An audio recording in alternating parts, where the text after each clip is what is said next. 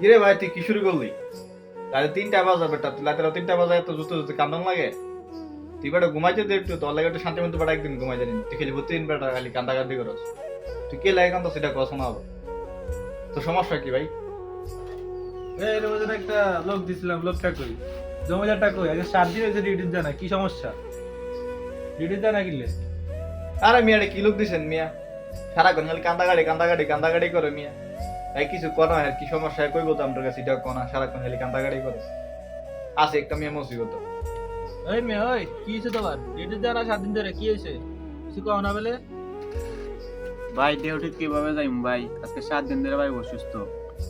ভাই আমার কয়েকদিন ছুটি দেন ভাই, শুয়ে থেকে আমি উঠতে পারি না ভাই। কয়েকদিন ছুটি দিলে ভাই শরীরটা ভালো হইলে পরে ভাই ডিউটি গেলাম নাকি ভাই।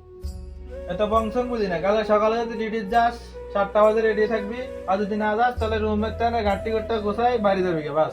এরপরে কোনে যাবি এটি আমি কিছু জানি না বাস। কোনে যাবি তুই, কোনে থাকবি, কোনে খাইবি এটি আমি কিছু জানি না।